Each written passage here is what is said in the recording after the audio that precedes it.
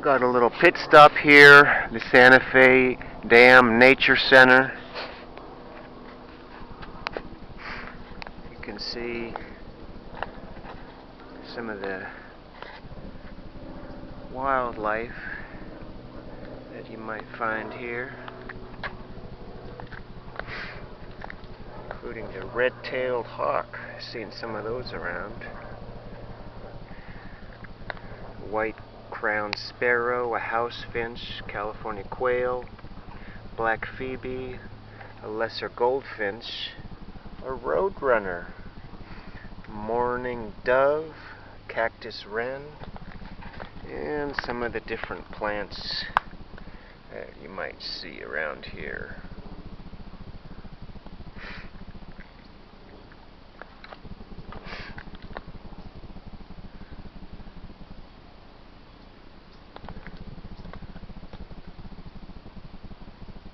And there's a lot of cactus around here. And yuccas. I've seen a lot of yuccas around this area too. And anyway, they've got some nice trails around here. I don't really have it in the video, but in case you're around this area, you'll know what I'm talking about.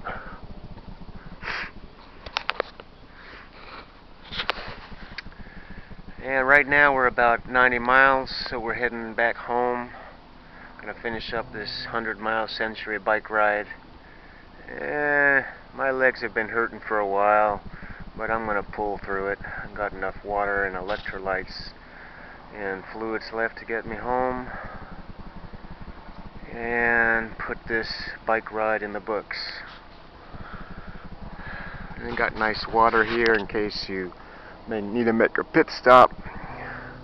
And a lot of these different kind of cactuses and yuccas are around here too. Now, in case some of you are wondering about this bike, this is a Kestrel Talon. There you can see right there. It says Talon. It's official bike of the Ironman World Championships. Limited edition by Kestrel. And it's got the Ironman logo on there. Now, I bought the frame used and put the parts onto it, the wheels, the crank, the seat, the handlebars, the brakes, put it all together myself. And the old cheap Chinese water bottle holder. And I had to zip tie because it wasn't staying on there. And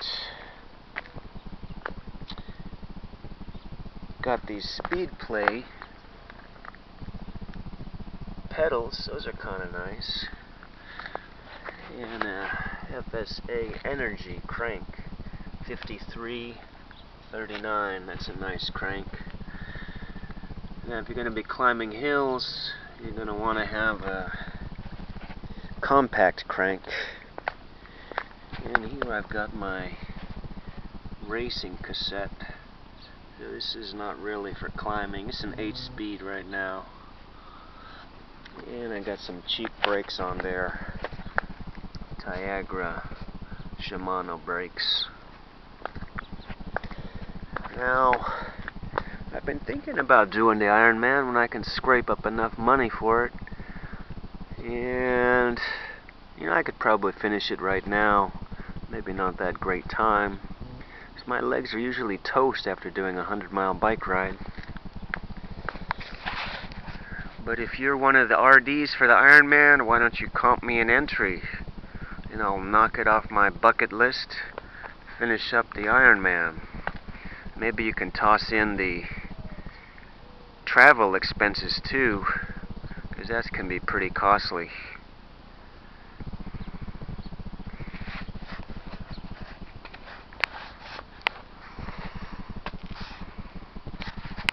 About to clock in at 100 miles.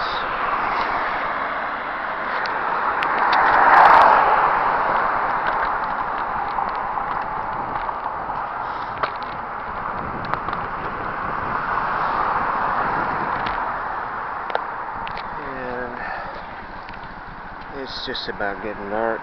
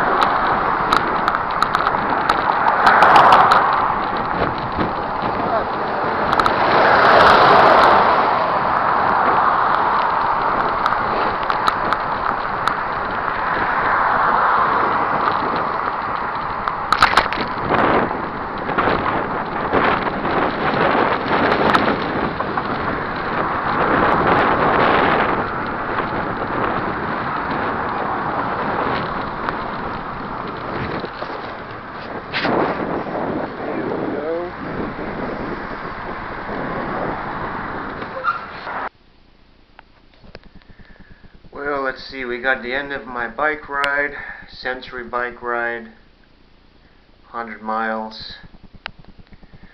Yeah, it was pretty good. I went a little bit slow today. My time wasn't that great. Not bad, but not good. But, you know, anytime you get home safely, that's a good ride. And I left a little bit late, maybe about 9:30 a.m. or so. And for a Century bike ride, you pretty much want to leave about 7 a.m. so you get back way before dark. I got back pretty much around dusk. It was starting to get dark. Clocked in about 105 miles today. So that's a good bike ride. My legs are hurting now, but I was able to push through it. Just got back, maybe 5 minutes ago. So this is a live video right from whatever comes to mind. It was a long bike ride, so if any of you guys want to go on a bike ride 100 miles, just send me a message.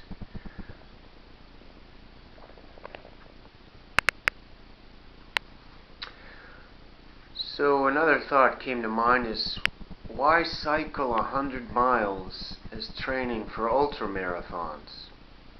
And that's a pretty good question, so I'll just briefly comment on it here.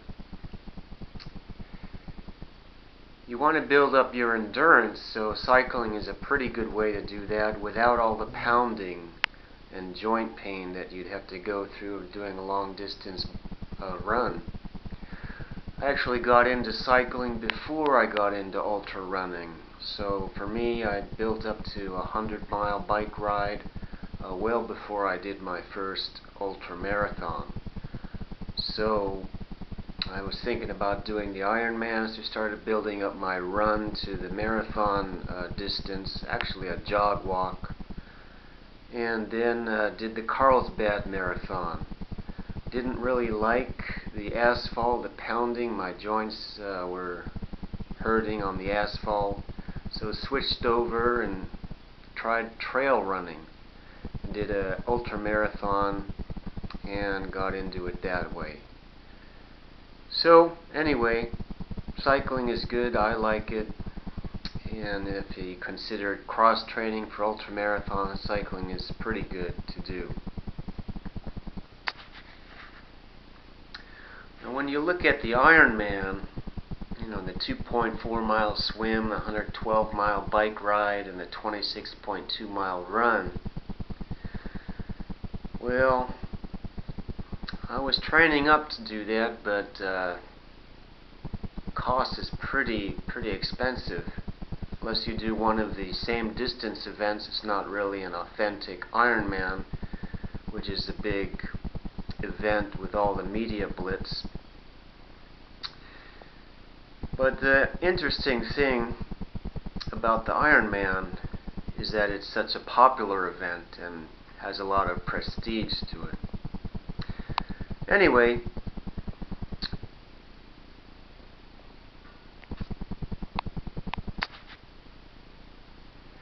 now I remember what I was going to say. Now, after a 100-mile bike ride, my legs are toast. There's no way I want to go and run a marathon right now. I just want to sit, take a warm shower, have something to eat, and go to sleep. So anyway, you gotta really do some intense training if you want to complete an Ironman. And I'd probably have to do a lot of swimming, 2.4 mile swim. I could probably do the swim right now, get through it, come in last in the swim, cruise through the bike ride, and walk through the marathon and finish it probably sometime in the middle of the night, probably before sunrise. But I kind of was hoping to have a good time in an Ironman, so I gotta do a lot more intense training and come up with a big amount of money to sign up for that thing, including travel expenses if you go some Ironman that's a bit of a distance away. So anyway, now some of you might be wondering, is an Ironman harder than an ultramarathon? And the answer is yes and no. An Ironman is definitely harder than the 50K ultramarathon, which is about 31 miles.